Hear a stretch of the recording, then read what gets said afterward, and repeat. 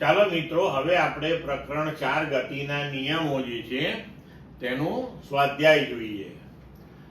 તો 4.1 નીચેના કિસ્સાઓમાં લાગતા ચોખ્ખા બળના માન અને દિશા જણાવો.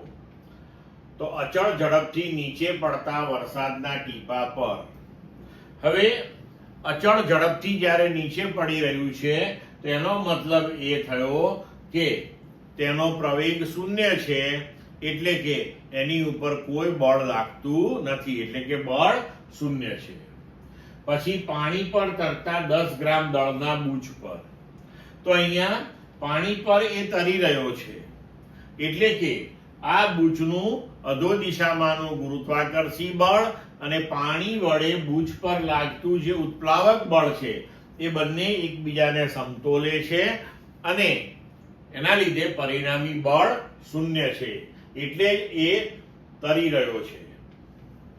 હવે સી, આકાશમાં યુક્તિપૂર્વક સ્થિર રાખેલા પતંગ પર.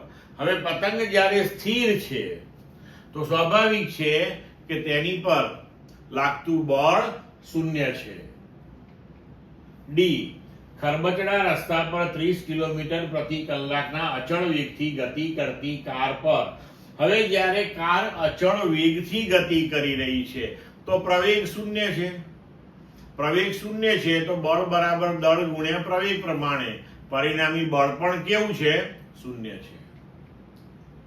તો પરિણામી બળ આ કિસ્સામાં પણ શૂન્ય થશે. હવે ઈ, બધા દ્રવ્ય પદાર્થોથી દૂર અને વિદ્યુત અને ચુંબકીય ક્ષેત્રોથી દૂર અવકાશમાં ગતિ કરતા ખૂબ ઝડપી ઇલેક્ટ્રોન પર. હવે ઇલેક્ટ્રોન જે છે તેની ઉપર વિદ્યુત અને ચુંબકીય ક્ષેત્રો બળ લગાડી શકે, પણ અહીંયા કહ્યું છે કે આ ક્ષેત્રોથી દૂર અવકાશમાં છે ઇલેક્ટ્રોન, એટલે કે વિદ્યુત ક્ષેત્ર અને ચુંબકીય ક્ષેત્રની એની ઉપર કોઈ અસર છે નહીં, તેમજ એ બધા દ્રવ્ય પદાર્થોથી પણ દૂર છે, બરોબર? એટલે કોઈ ગુરુત્વાકર્ષી બળ પણ લાગવાની શક્યતાઓ રહેલી નથી. તો આવા કિસ્સાની અંદર પણ આપણે કહી શકીએ કે ઇલેક્ટ્રોન પર પરિણામી બળ જે છે તે શૂન્ય લાગે છે. ક્લિયર?